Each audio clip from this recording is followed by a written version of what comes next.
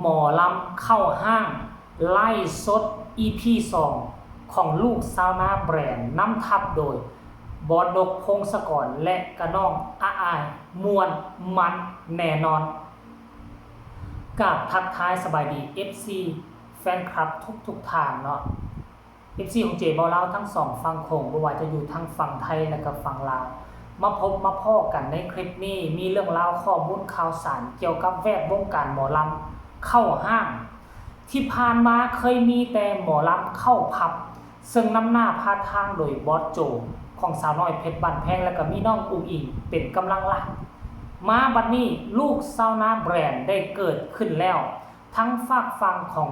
เสียงวิหกนกพงศกรเอาแวกแนวบ่เอาเข้าผับเข้าบาร์แต่เอาหมอลำเข้าห้าง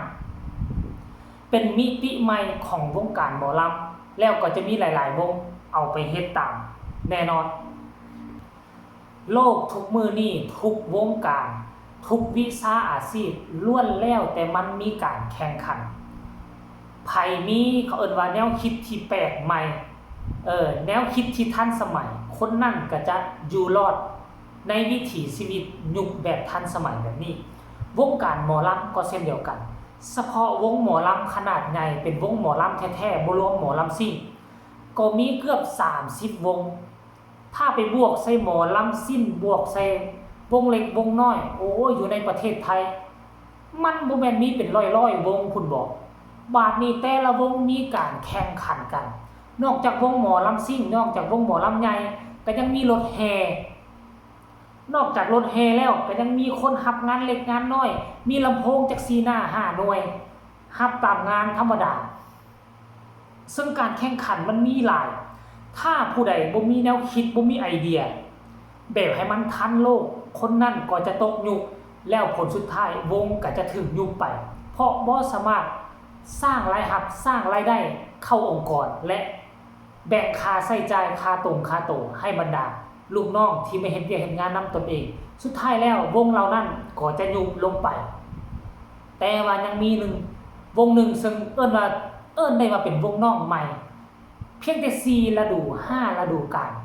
มันก็ยังเอิ้นว่าเป็นวงน้องใหม่อยู่ยังบ่ทันฮอด10 20ปีเทื่อ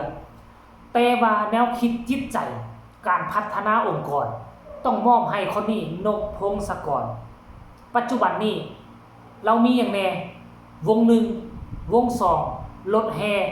มาบัดนี้ลูกซาวนาแบรนด์4อัน5อันกับหยังค่ายเพลงว่ะท่านผู้ชมถ้าบ่มีต้องขออภัยเด้อเพราะฉะนั้นแล้ว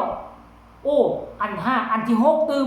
อันที่6นี่ก็คือหยังธุรกิจแจ่วบองตอโอ้เราจะเอาเงินไปเฮ็ดหยังอีกเนาะบางคนก็ถามเราก็ต้องมีภาระค่าใช้จ่ายแบ่งค่าจ้างให้ลูกน้องเสียค่าน้ำค่าไฟปรับปรุงวงปรับปรุงองค์กรหลังจากนั้นก็เอาเงินไปเฮ็ดเฮือนเฮ็ดซ่านปัจจุบันนี้กำลังถอกเสาในมูลค่าหลายกว่า50ล้านบาทเพราะฉะนั้นแล้วถ้าเราบ่ปรับปรุงบ่แก้ไขบ่เฮ็ดธุรกิจใหม่ๆบ่เฮ็ดช่องทางใหม่ๆบ่หาช่องทางใหม่ๆเราก็คงจะรับภาระอันนักอึ้งตัวนี้บ่ไหวท่านผู้ชมในเมื่อประมาณ21ชั่วโมงที่ผ่านไปเกือบฮอดมื้อแล้วแหละเนาะน่าจะเป็นมื้อวานนี้บ่เราโพสต์เราบอกว่าพรุ่งนี้เจอกันก็หมายถึงว่ามื้ออื่นนี้เจอกันแน่นอนครับว่าซั่นกับคอนเสิร์ตลูกซาวนาแบรนด์แขกรับเชิญ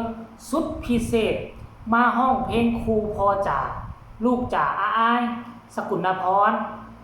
กับงานมหากรรมของดีวิธีกลุ่มภูอย่างนอก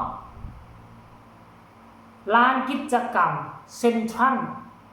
สั้น1แสดงเวลา16โมงก็คือ4โมงแรงของมื้อนี้บ่เป็นต้นไปมีไล่ปิด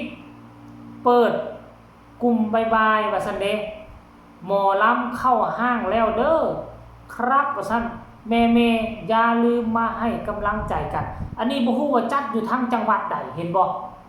ฮู้เมื่อก่อนเฮาเห็นแต่บอสโจเฮ็ด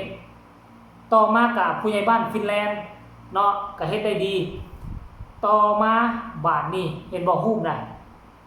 คักฮู้ได้เปิดเผยออกมาเทื่อละเล็กเทื่อละน้อย แต่ค่อยถึกใจรูปนี้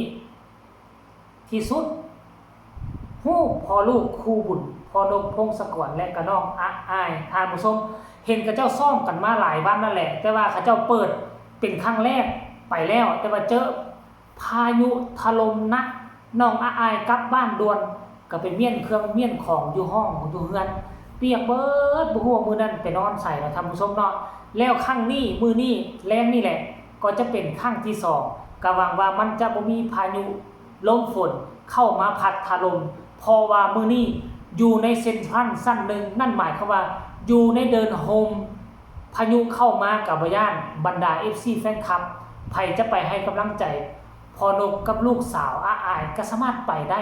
แล้วก็หายห่วงเรื่องว่าฝนจะตกห้ามพายุจะพัดจะผ่านเพราะว่าอยู่ในห้างเลยเป็นหมอลำเข้าห้างมิติใหม่เป็นวงแรกที่เฮ็ดได้แล้วก็มีคนจ้างไปเรียบร้อยซึ่งมันเป็นงานได้ทำสมงานวิถีภูว่าซั่นวิถีภูถ้าแปลตามภาษาลาวก็จะเป็นวิถีชีวิตของคนที่อยู่ภูดอยและเอาลงมาเฮ็ดกิจกรรมในวันนี้โดยจัดอยู่ที่เซ็นทรัลสั้นหนึ่งและวงที่เขาจ้างมาก็แม่นลูกซาวนาแบรนด์ซาวนานี่ก็เป็นคนรากหญ้าบ่แตกต่างจากคนอยู่บนภูดอยภูดอยก็เป็นคนรากหญ้าคนทุกข์คนยากลำบากกากกำใช้ชีวิตอยู่เส้นทางดีแน่บ่ดีแน่สัญญาณโทรศัพท์มีแดบ่มีแดบางบ่อนไฟฟ้าฮอดแดบ่ฮอดแดแล้วบัดนี้ลูกซาวนาแบรนด์ก็เป็นคนสู้ชีวิตเฮ็ดไร่เฮ็ดนาปลูกข้าวปลูกน้ำปิดฤดูกาลก็ไปเฮ็ดไร่เฮ็ดนาทำมาค้าขายเฮ็ดไร่เฮ็ดสวนซึ่งมันเป็นวิถีชีวิตที่คล้ายคือกันผู้จัดงานเขาก็เลยว่าจ้างเอาลูกซาวนาแบรนด์นี่นำหน้าพาทานเด้นกพงศกรและก็น้องอายกับทีมงานมีแต่ผู้ใดกันหน้าตารอเราเป็นแดนเซอร์ซัมบ่นำมีแขกรับเชิญอีกที่จะมาห้องแล้วก็ฟีเจอริ่งกับน้องอายแล้วก็กับพอนกพงศกรซึ่งจะเป็นผู้ใดนั้นให้พวกเจ้าติดตามตอน 4:00 นของมื้อนี้เด้อไผบ่ทันไปก็ให้เข้าเบิ่งกลุ่มปิดของวงกับเจ้าแน่เพื่อเป็นการสนับสนุนพ่อจ๋าและก็ลูกจ๋าเนาะท่านผู้ชมเนาะคลิปนี้ก็เอาการเคลื่อนไหวข้อมูลข่าวสารเป็นแบรนด์น้องใหม่ก็ว่าได้ของน้องอายและก็พอนกพงศกรปัจจุบันนี้มีงานเป็นที่เรียบร้อยแล้วเป็นงานที่2อยู่ที่เซ็นทรัลสั้นหนึ่งโดยการจัดงานครั้งนี้ก็คือวิถีภู